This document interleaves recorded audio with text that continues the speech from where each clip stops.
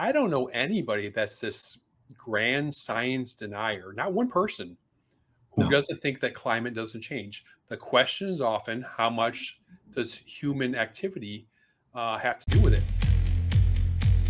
Well, how about more language analysis from the left? This is an article I put up on Tampa Dispatch today.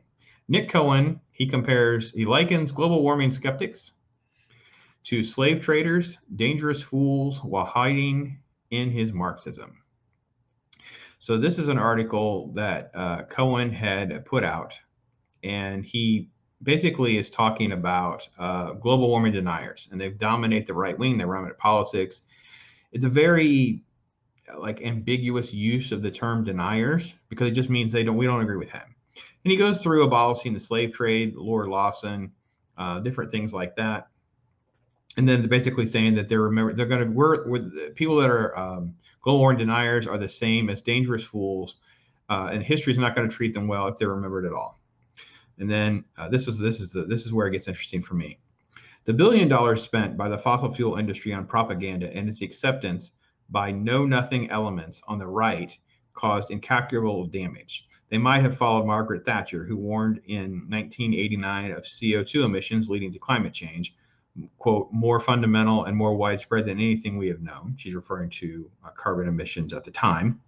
The desire of business to protect profits and the vanity of politicians and pundits who saw themselves as dissidents, fighting the consensus rather than the fanatics, enabling destructions, help to waste 2 decades of valuable time. In other words, no one's done anything since that time because everyone's basically corrupt. Every argument they advance has been disproved. Is that true? Bob, do you think that every argument about global warming and climate change have been disproved? Any critic? I don't agree with that statement. No, not at all.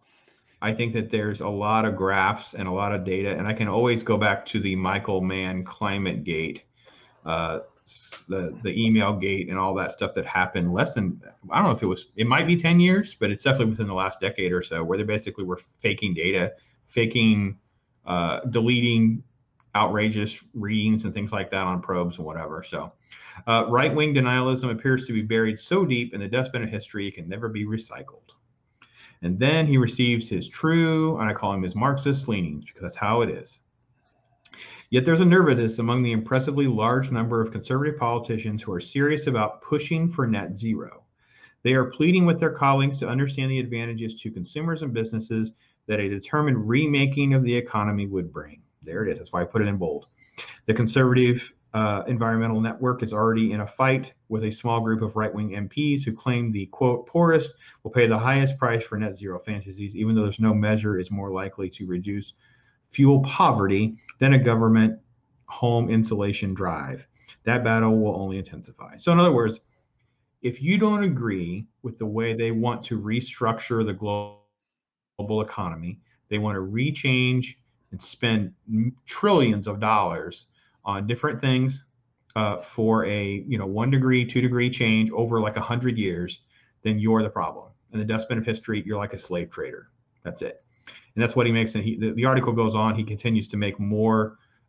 These deniers. They basically mirror the defenders of slavery 230 years ago. I mean, it's just the language. Does he call them shapeshifters? No, he doesn't use that term. Here's what he says. He says, this comparison isn't harsh. One day the attack on climate science will be seen as shocking as the defense of human bondage. Indeed, the day should have long passed. In other words, we are already slave traders in his eye. We are already that evil in his eye. They are overwhelmingly old men, and in the case of Lawson, a very old man. So that's more of the reference to the slave trading type stuff. So I don't know. So, okay, I wanted to end with this because I think this is really telling. So one thing I've noticed on the left, and I've been really studying this in the comic book industry of all things. I do see some of you folks there on Facebook, by the way. Thank you for joining us, and YouTube. So this is an article about global warming, and he basically has this slave trading analogy. He wrote this article. It got picked up by all the big papers there in Europe, especially The Guardian. And he layers it at the end, and he says, he starts mentioning Boris Johnson. It remains as an open question as to whether Boris Johnson secretly shares a denialist intent. Now, he remembers, he is saying anyone that has a denialist intent, anyone that does not see climate change and global warming the way he does, in the way the newspaper does, they printed this, you're a slave trader. You're as evil monster as those that support human bondage. The conservative environmentalists look on to him with approval as he prepares to host the COP26, COP26, whatever that means, climate change conference in November. In other words, he's calling a shot to Boris. Boris, you're going to go to this climate meeting in November. I'm saying if you're going to keep your denialist things quiet or not, and you're going to be called a slave trader, cue the protesters, cue the signs, cue the outrage and the likeness of Boris Johnson to a slave trader or worse, because you don't believe in their solutions reshaping the global economy and all the solutions or different things that have been proposed by the Greta Thunberg type wing of climatology and global warming hysterics.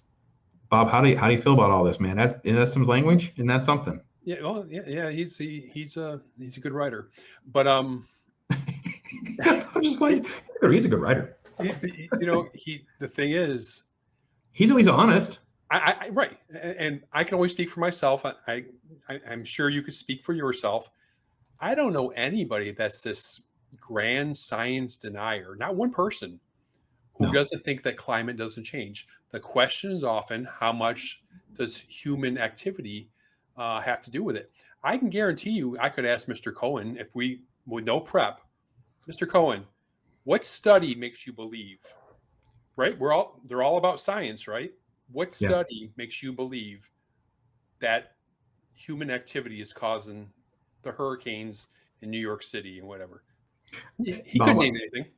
I tried to watch, there's a film called Day After Tomorrow. Do you remember Day After Tomorrow? Basically, it's kind of like the Dennis Quaid plays a scientist who says the Arctic is going to warm, so you have all that cold air that comes down, it disrupts the sea currents. So he's saying it's going to be hundreds, if not thousands of years, and of course it happens immediately. And that the premise of the movie is basically everyone's covered in snow like instantly. That's the premise of it, right? So when I've interacted with the folks that are really as extreme as Mr. Cohen, because I'm with you. I don't think most people that are Democrats and most people that are liberal want the entire world economy changed, but they care about the environment. They think we could all be smarter with our cars and emissions and that kind of thing. And most people on the right are not crazy climate deniers like he's trying to say. They're people like you. They're looking at data. They're looking at graphs and charts, and they're going, well, what are the solutions we can do, right? Can we get greener? Can we? And you know what the irony is with all of this, and even during the Trump administration, which will shock people, but our emissions went down. Yep. Our usages went down. Things got cleaner. Humans want to survive. They want to evolve in ways to make things better. And I know we're not going to agree on every single solution, but calling people evil slave traders for not agreeing with you and your solution is a little absurd, especially because if you remember last week, and I posted the clip, folks, you can catch it on our News Talk. And again, if you go over to the News Talk YouTube page, you can find the clip where the lady was basically attacking air conditioning as evil and racist. She's calling for cooling justice, where we restructure cities with a lot of white paint and plant trees.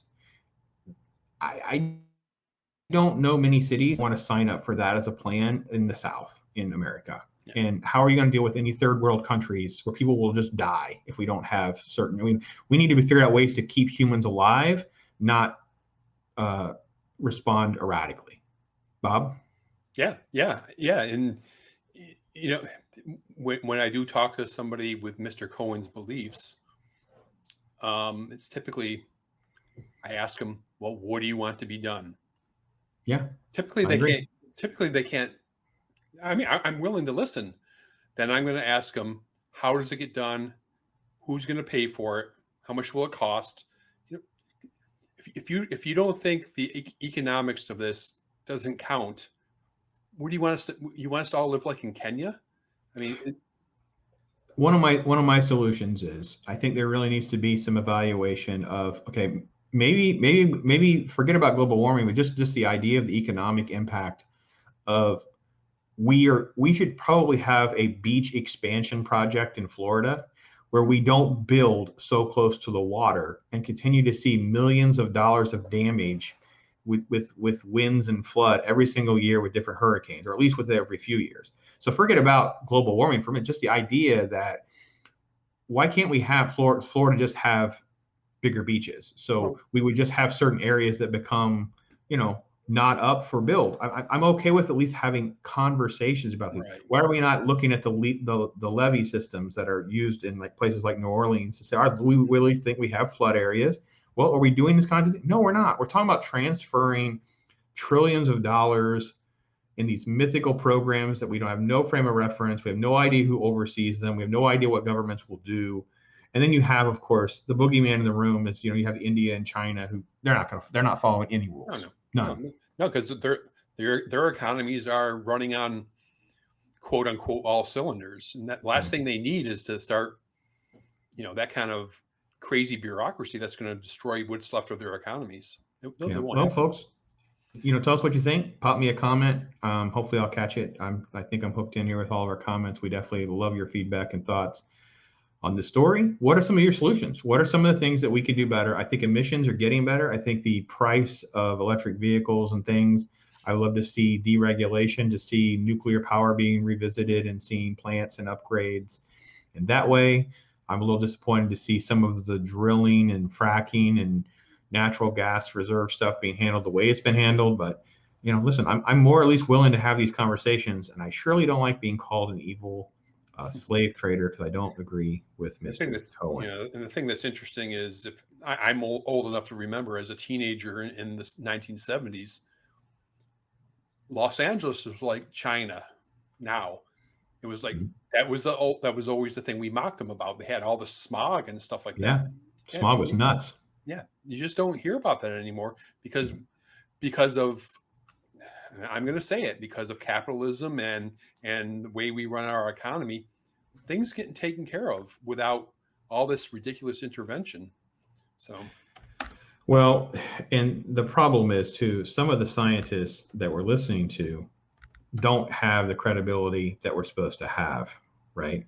So, and Google, folks, you have to Google it. I don't have it pulled up. There's a famous Newsweek analysis in the mid 70s. I actually believe it is in 1975, where the thing of the day was global cooling. It was the new ice age was coming because of global cooling. So some of the exact same scientists that are doing all of this are now telling us the opposite again, day after tomorrow. I mean, and there's a timeline for that stuff, right? In the 70s, in 70s, it was the next ice age. Yep.